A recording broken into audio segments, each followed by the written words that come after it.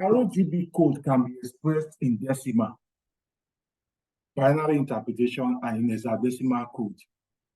And so this one may give you a glimpse on how colors are represented inside the computer.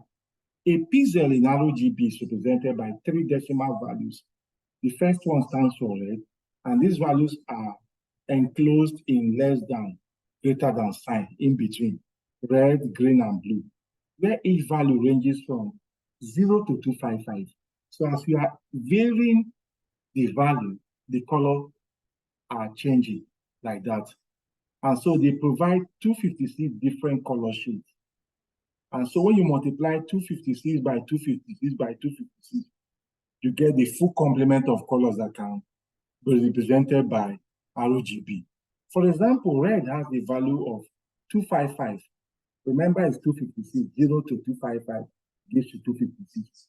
So red has a value of 255, 0, 0. It means the full color is red. There is no green. There's no blue.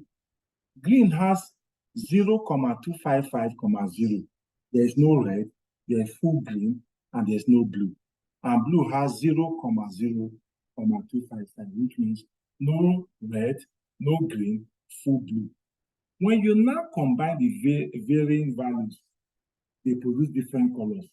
0, 255, 255 give you turquoise. 255, 255, 255 gives you white. 255, 0, 255 gives you pink, and so on and so forth. So you vary them to get different colors. A given color is therefore a certain mixture of red, green, and blue. The hexadecimal representation is based on the hexadecimal numbering system, which is made up of numbers from zeros to F. You know, the hexadecimal number system uses 16 different digits to represent numbers. Decimal uses 10, binary uses 2. So hexadecimal ranges from 0 to 9, which is 10 digits, then A to F, which is 6. Put them together, it gives you F. F in hexadecimal is 15 in decimal. A in hexadecimal is 10 in decimal. So each RGB color can be uniquely represented by 6-digit hexadecimal number, preceded by the hash sign. So when you see hash 00 AE, ED, that is light blue. You can convert them to decimal to find out what they mean. There are 16 predefined hexadecimal numbers in the RGB spectrum as given by the figure below. This is black. Everything has 00 into 6. This is silver. C0, C0, C0, hash. This is gray. Hash 60, 60, 80. No, 80, 80, 80 is gray. This is white. White is hash FFFF into 6. And this is maroon, red, purple. You have yellow, you have olive, you have lime, you have green, you have navy, blue, teal, and aqua. Different color. Different color. And the hexadecimal digits tells you how you mix them together, the 3 primary colors, to get each of these. If you look at black, nothing was mixed. It means none of these colors was present. You get white or black. When the 3 colors are present in equal proportion, in their full equal proportion, you get white, as the case may be. So that is the color code. You can convert from hexadecimal to decimal. The RGB decimal code 25500 for red is a 3-byte binary number, which means if you convert 255 to binary, you get 111111, and they have 00 like that. To convert this number to its hexadecimal equivalent, simply divide each binary number into 2 4-bit number. 1111, 1111, 0000, like that. And then you convert each of these 4-bit number to its decimal equivalent, and finally to its hexadecimal equivalent. So this instance, convert the hexadecimal to decimal, follow the outline steps above in reverse order. Here you have the code called 25500. You want to convert it to hexadecimal, In binary, 255 gives you this in binary.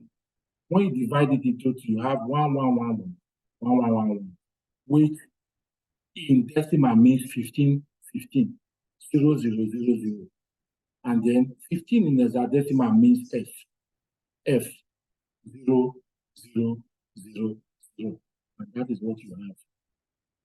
So please, when you get the slide, you will see how you can practice more on this so that you don't lose much. Then you also have the second color code, which is the CMYK color code. CMYK, which is used by printers. C means cyan, M means magenta, Y means yellow, and K stands for black. So the CMYK code uses three primary colors, pigments, cyan, magenta, and yellow, and is based on the light-absorbing quality of inks printed on paper. CMYK is a subtractive color, unlike RGB, which is an additive color. The value of each primary color is assigned a percentage, not a number now, a percentage, 0%, which is the lightest to the darkest, 100%. Because all the inks contain some impurities, three inks actually produce a muddy brown. So, and a black color is added in printing process as a result of combination of the three colors. That is why the K comes in. The black color is added. Some secondary colors from CMYK are shown in the diagram below include purple, cyan plus magenta, green, cyan plus yellow, red, magenta plus yellow, black, cyan plus magenta plus yellow. So when you mix them together, cyan and yellow, you get green. Magenta and cyan, you get purple. And then magenta and yellow, you get red. When you mix the three together in equal proportion, you get black. That is the CMYK. You have a third color coding scheme, HSB. HSB color code is based on human perception of color and has three fundamental characteristics: the hue, the saturation, hue, saturation, and brightness. That is how you get the HSB. HUE is the wavelength of the light and is often identified by the name of the color it represents. It is measured at a location on the standard color wheel, and it is depicted as a degree between 0 to 360 degrees. Saturation is the strength or purity of a given color.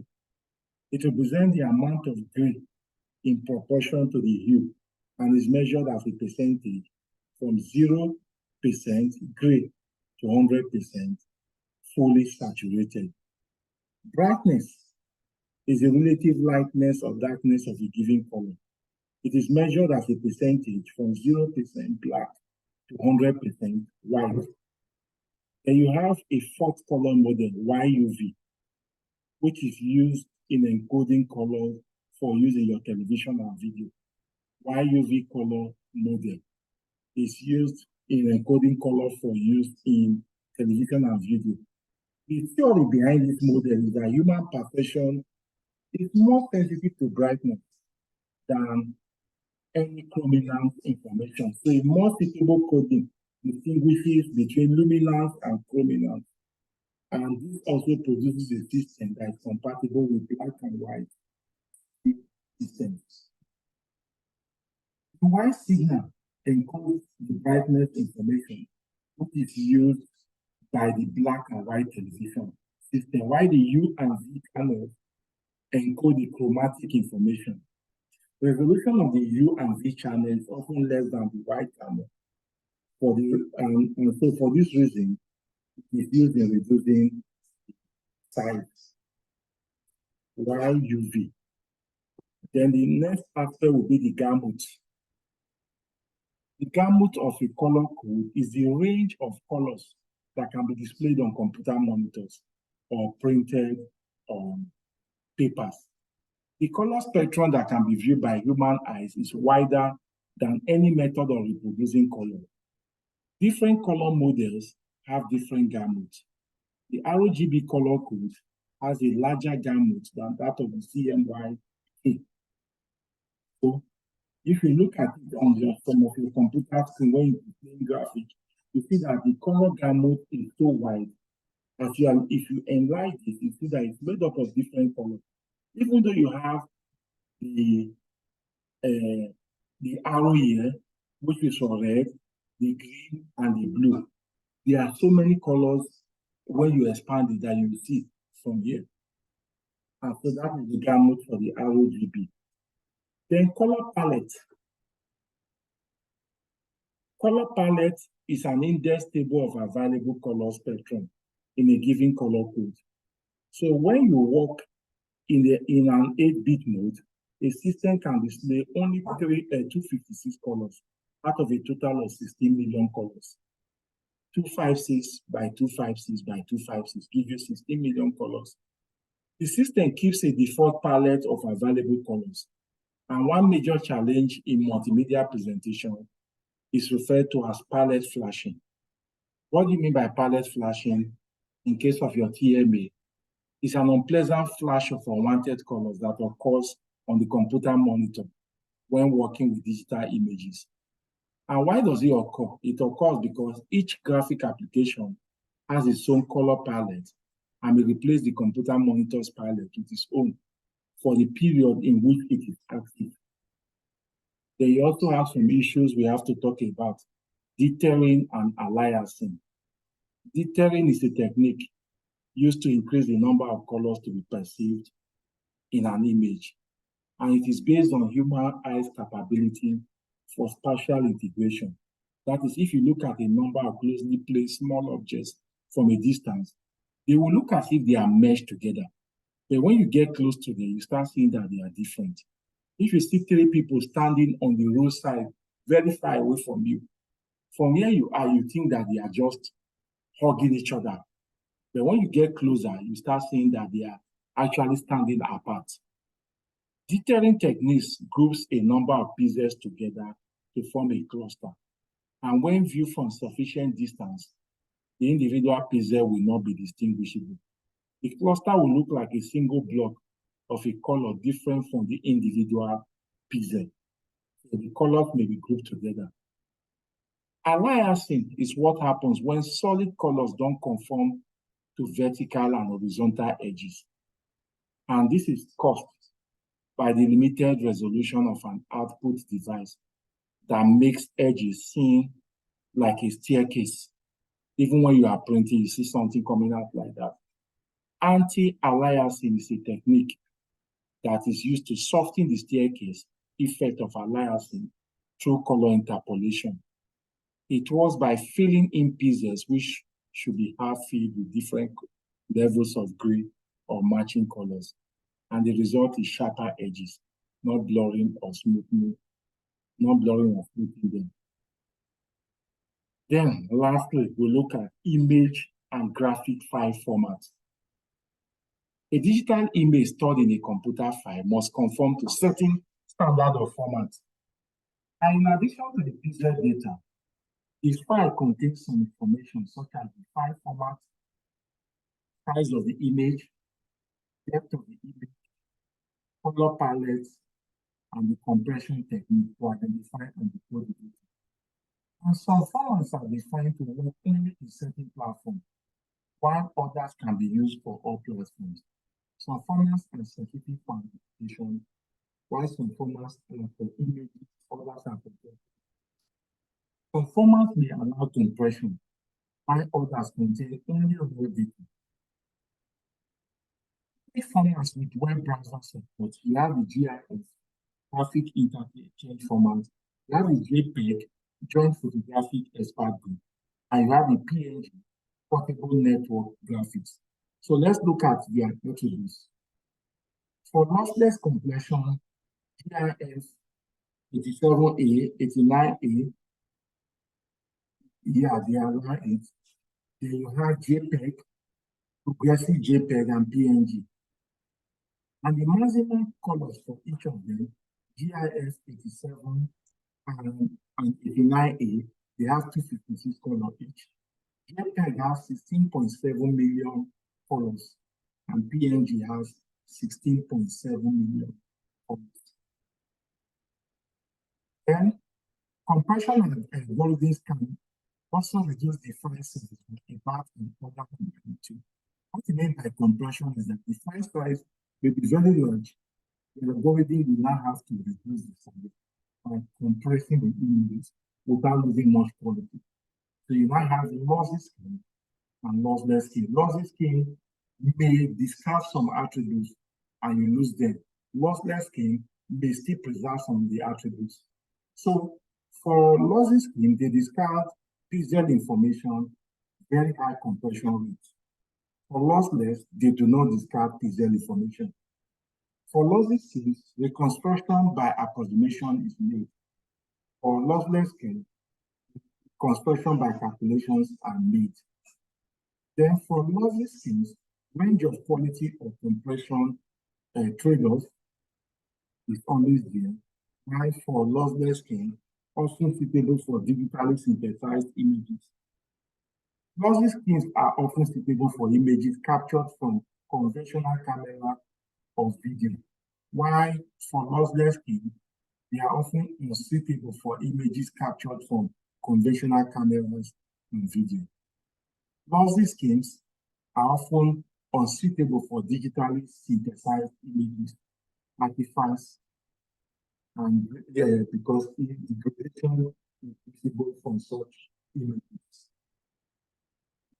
Conclusion for class exercises which you will do on your own. You state the RGB decimal code for these objects and convert their RGB decimal code into their hexadecimal equivalent. So it's not RGB, it's RGB.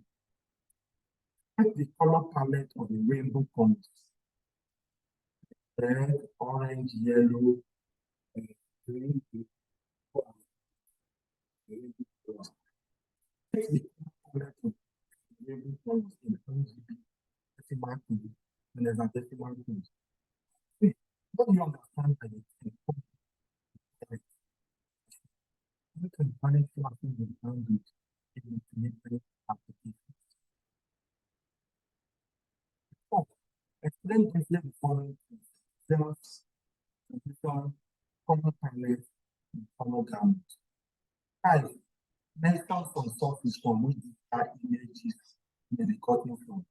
And 6, explain the following color models: CMYK, RGB, YUB, and HSB.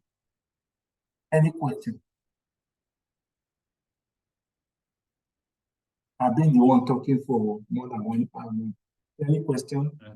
Good afternoon, sir. You've done well, very well, sir. Thank you very much for the opportunity, and thank you for your time. It is well appreciated. However, can we have a copy of the recordings we've had so far? We've only had the materials, but we might need to have the copy of the video. So because explanation really. Yes, okay. Everything just depends on my network. The problem, I think what happened was that I was given access to the Zoom account, but I was not given full access. So it's as if I'm using my own Zoom account, which permits me to record your class for 40 minutes. And what I record, I can't record in the cloud. I record on my system. All the videos are all on my system. And I cannot send them to you on WhatsApp. Okay. You cannot go to your email too. Everybody's email may not go. Except somebody's may have maybe a Gmail account. I can send to that person's Gmail and the person may broadcast to every other person. Find the way of sending it to them. I try converting them to YouTube, but the process seems longer. And the data almost got exhausted. By the time I finished converting, I took classes, so I had to stop. Yeah, sorry. I think the GUI will work fine. You can get that and then. Maybe you can do OneDrive. On the one side, maybe 2 or 3 persons can send me their Gmail account. Later, I think forwarding it to the account. All right, I'll suggest we use Telegram. Telegram is a bit better. Telegram can take high quality, videos, large files. Yeah, we didn't create a Telegram account. So, Or can create a Google, can upload it on Google Drive, like Google Drive, and and share then the share the link. link. Yes, Yeah. I can. If I send it via Gmail, it will be on Google. Everybody can watch, can get it there. Then my problem is Okay. if I send it to one person, can every other person get it?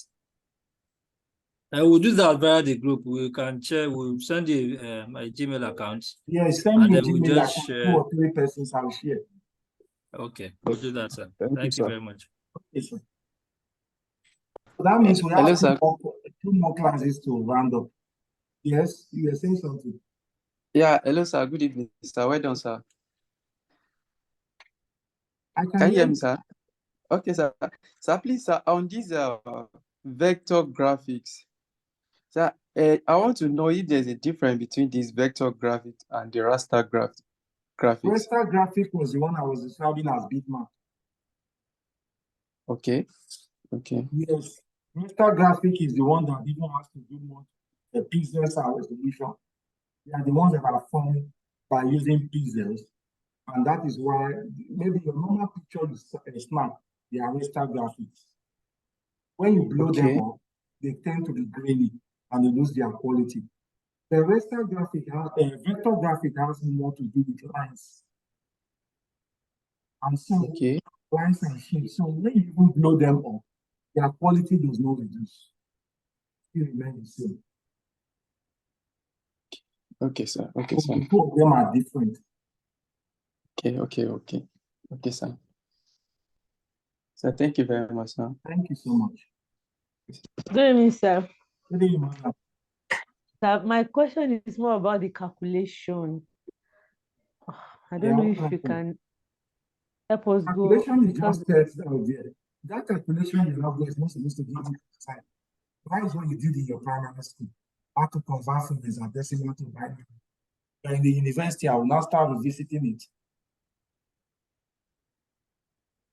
Those things have been taught you when you were in primary school and even repeated in secondary school.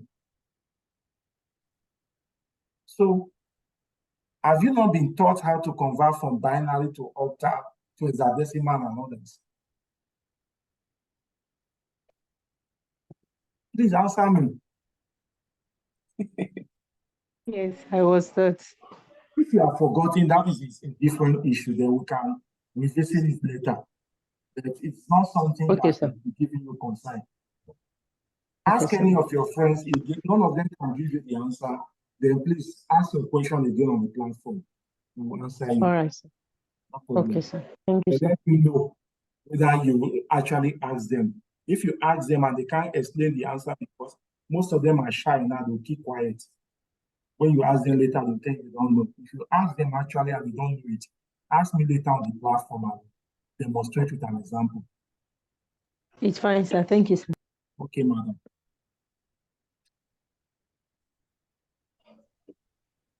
Other question? Hello, sir.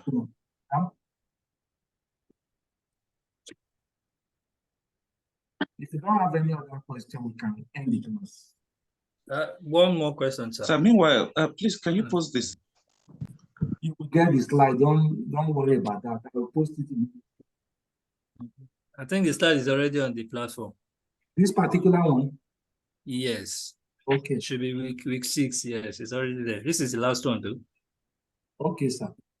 Some of us Okay, don't have this slide. Maybe you can post it I again, will sir. post it. Don't worry. Don't be too anxious. I will still post it. Okay, sir. One more question, sir. Can we have an insight of what the exam looks like? Like how many questions to Your answer, how National many Open University hours? system, the National Open University system is actually different. Everybody is independent. So let me tell you how it looks like. At the beginning, people come and design your course outline, what they will teach you in that course. These people are separate. When they finish, another set of people come and write your course materials. When they finish, a third set of people come and review the course material, make sure it's okay. When they are done, a fourth set of persons, among which I'm part of now come and teach you. When they finish teaching, they go. A fifth set of persons now come and set your exam questions. Wonderful. When they finish, so who marks? a sixth set of persons now come and Mark. do the exam question and make sure that everything is okay. Okay. When they are done, the seventh group now come and mark. Wow. When they finish everything, the eighth group means your department and faculty, they will now meet on your results and present it. The reason they do this is what we call quality control. One group does not influence the other. Yeah. My job is to teach. When it is on mark, I don't know. When it is just exam questions, I don't know. So what I will just tell you is go and look into past exam questions, and you get the format of how it looks like. Okay. All right. It Thank will you, help sir. you prepare yourself, no problem. We'll do that, sir. Thank you very much, sir. All right. Thank you very much, sir. So have a Thank blessed you so week much. ahead of you. And you too. Thank you so much, sir. Thank you so And much, you sir. Thank you. Thank you very much, sir. Thank God. So see you Thank you, next sir. week, God willing.